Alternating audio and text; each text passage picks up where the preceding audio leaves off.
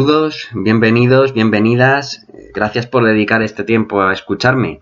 Espero que de veras estas videolecciones os resulten prácticas a la hora de preparar la asignatura de formación de portavoces en sus conexiones, en el caso que nos ocupa con la evolución de la sociología.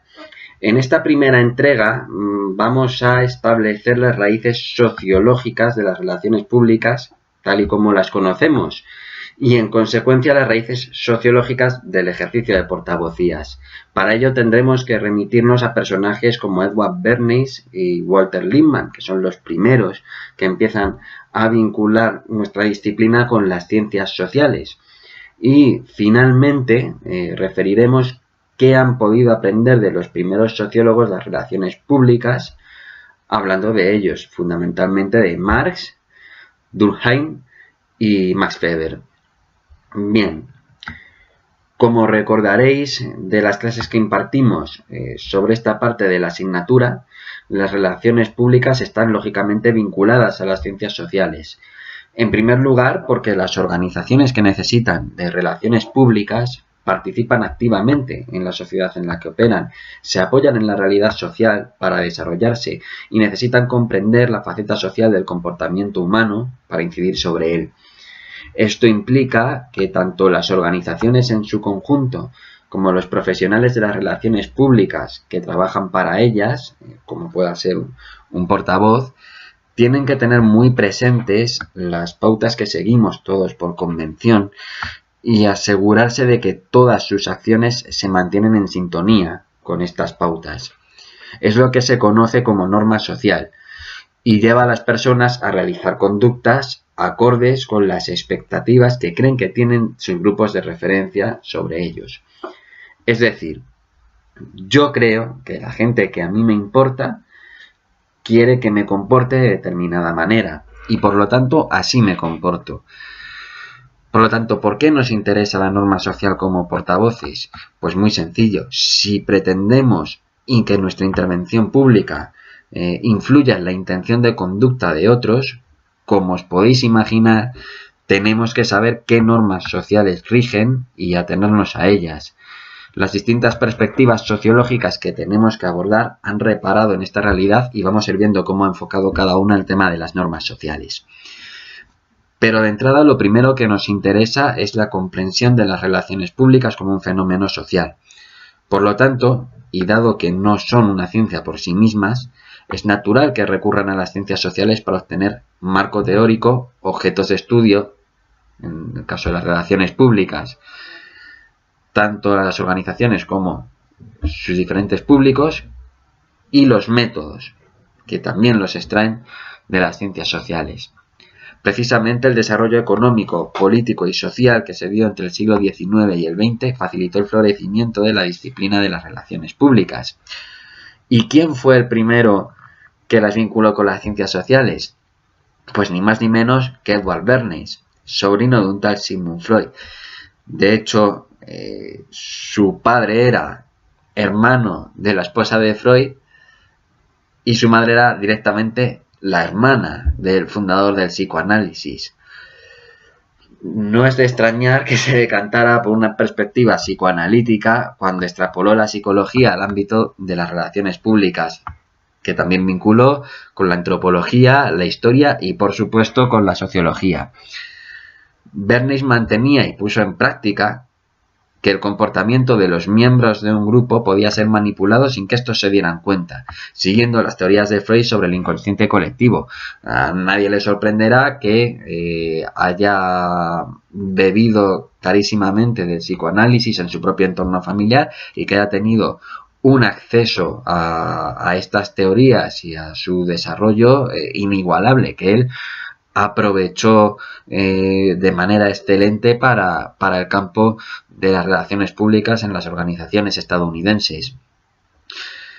Pero si nos centramos en el aspecto sociológico de la obra de Bernays, él defendía ante todo la formación de especialistas en opinión pública, que debían contar con importantes nociones de sociología, desde cómo educar al público, cómo propagar nuevas ideas, la forma de dirigirse a él, el estudio de sus líderes.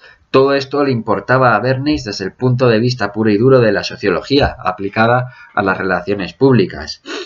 Y también en estos primeros compases de las relaciones públicas y la comunicación de masas, Walter Lippmann expuso su propia teoría sobre la opinión pública. Él señaló que la mayor parte de nuestra experiencia es indirecta y nos hacemos imágenes mentales de la mayoría de los objetos. El problema para Lippmann es que cada uno de nosotros tiene imágenes mentales distintas. Por lo tanto, al final él propone la educación como una herramienta para tratar de que converjan. Claro, esto implica convertir una serie de pensamientos en las ideas socialmente aceptadas. Y también, pues, hombre, para el individuo que se salga de la norma esto podría suponer algún coste. Ahora bien, estos señores son los iniciadores de la disciplina de las relaciones públicas entroncadas con las ciencias sociales. Vale, pero obviamente la sociología ya llevaba camino recorrido cuando estas personas aparecieron. La sociología fundamentalmente surge con la Ilustración porque es un intento de dotar de rigor científico al estudio de la sociedad en su conjunto, al recurrir al positivismo, como en el caso de Comte. Pronto surgen también dentro de este clima las primeras ideas del liberalismo tal y como hoy lo conocemos, como es el caso de Spencer, al mismo tiempo que del socialismo, de la mano de Karl Marx. En el caso de Karl Marx, su faceta como sociólogo no es de las más conocidas, pero su teoría social innova en su momento porque por primera vez parte exclusivamente de la realidad material. Nos explicamos. Esta es la vertiente del materialismo dialéctico de su teoría social. Marx lo que hace es ningunear al mundo de las ideas, porque para él todo lo que pensamos es una consecuencia de la realidad material. Luego lo que se nos pase por la cabeza o lo que construyamos viene después, pero nuestra materia prima es la realidad en la que nos desenvolvemos. Este es el materialismo dialéctico. Dialéctico porque separa claramente el mundo de las ideas del mundo en el que vivimos y en el que nos desenvolvemos. Ahora bien, su segunda vertiente, la del materialismo histórico,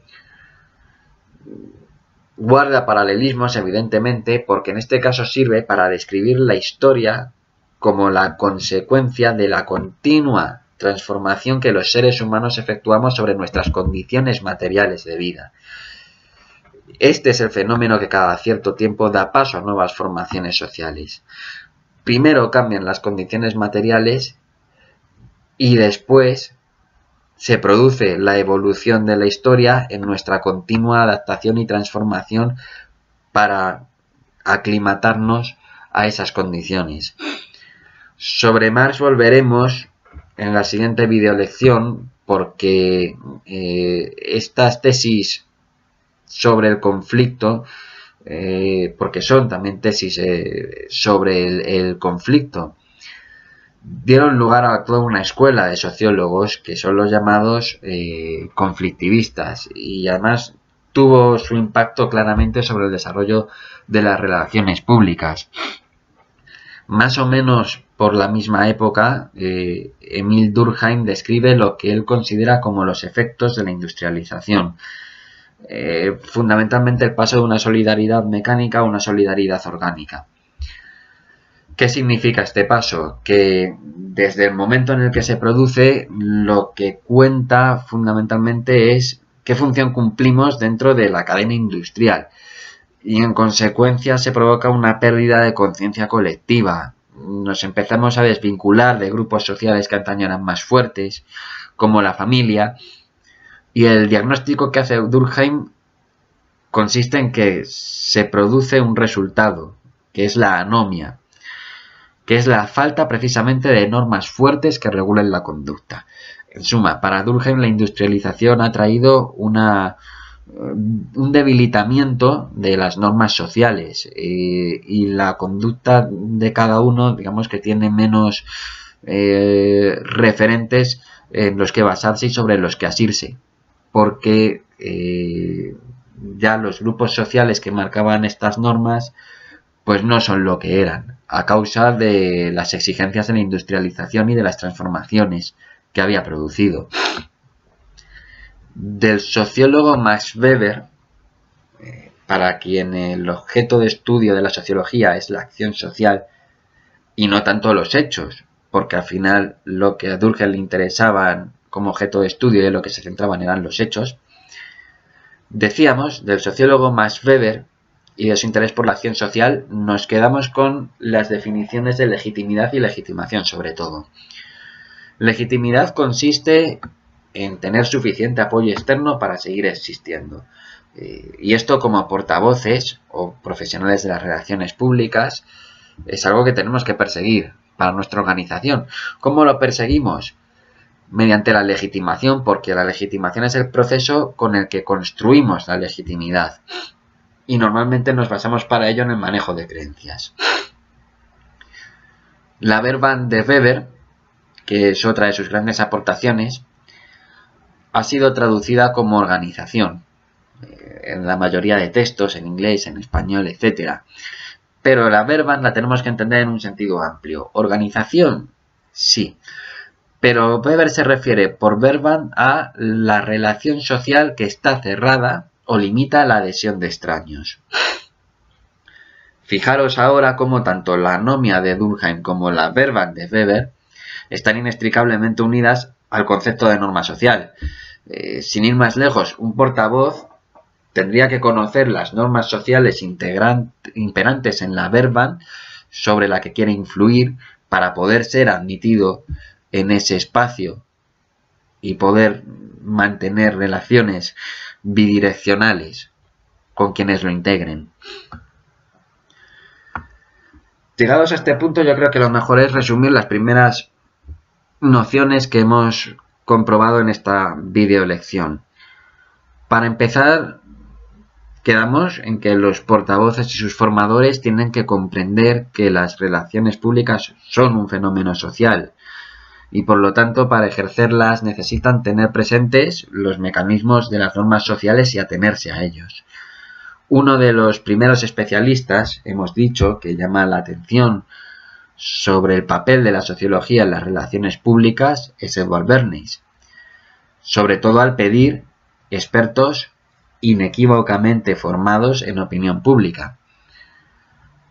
Pero antes que él y que Lippmann, era posible comprender esta estrecha relación si prestábamos atención a la anomia de Durkheim, con la que hemos visto que este sociólogo nos habla precisamente de la decadencia de las normas sociales en su tiempo de industrialización, y con la Verband de Weber, que ya nos explica cómo para interactuar en un grupo necesitamos ser admitidos y para ser admitidos necesitamos legitimarnos. Y eso se hace cumpliendo con las condiciones de ese grupo y sobre todo gestionando las creencias que ellos tengan sobre nosotros. De modo que nada, hasta aquí la primera videolección. En la próxima ocasión nos centraremos en las teorías funcionalistas, cómo se aplicaron al mundo de la comunicación y finalmente cómo dieron el salto a las relaciones públicas.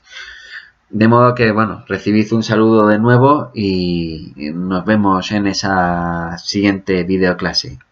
Un saludo.